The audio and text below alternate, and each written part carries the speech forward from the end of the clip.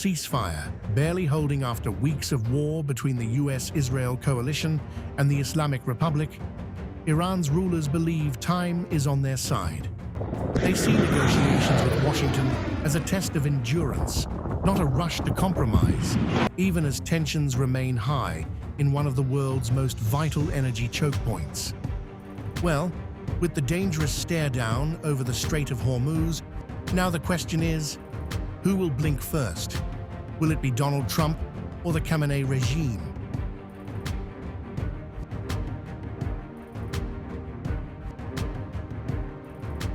Analysts say Iran's leadership is convinced it can outlast Trump, treating the war and the talks that followed as a battle for the regime's survival. Even after the killing of longtime Supreme Leader Ali Khamenei in the opening days of the war, the system around his successor, Mojtaba Khamenei, and the powerful Revolutionary Guard remains deeply ideological and determined to preserve the Islamic Republic born in 1979. It seems Tehran's core belief that it can absorb economic and military pain longer than Trump can absorb political pressure at home. Now, that very belief is what drives its hard line at the negotiating table.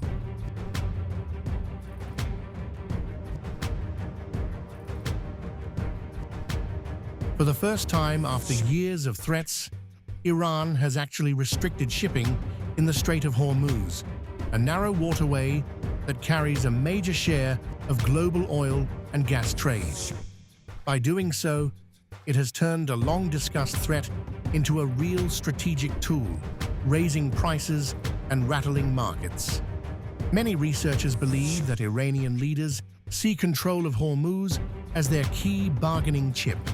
It is the leverage they hope will force Trump to offer better terms rather than risk economic shock, just as elections approach in the United States.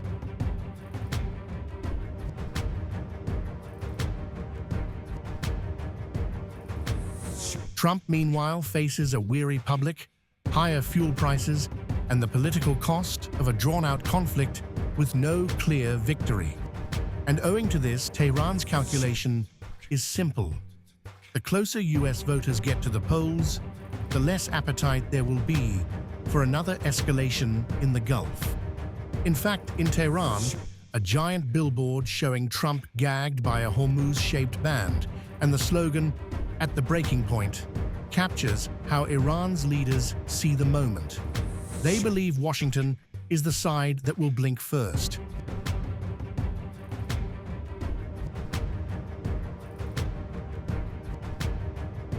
But this strategy carries serious risks. Iran is dealing with a battered economy, infrastructure damage from US-Israeli attacks, and a population seething after recent protests. Analysts warn that pushing too far could provoke renewed military strikes or a wider war that Iran can ill afford. Experts also point out that the Islamic Republic has misjudged in the past and overplayed its hand, and it could do so again if it assumes Trump has no red lines left. Each new generation of Iranian leaders appears more hardline, raising doubts that outside pressure alone can force meaningful compromises. Well, for now, neither Tehran nor Washington wants a full return to open warfare, but both are testing how far they can go. Iran is gambling that Trump will blink first in the Hormuz standoff, yet every step it takes to prove its resolve also risks triggering the very clash it hopes to avoid.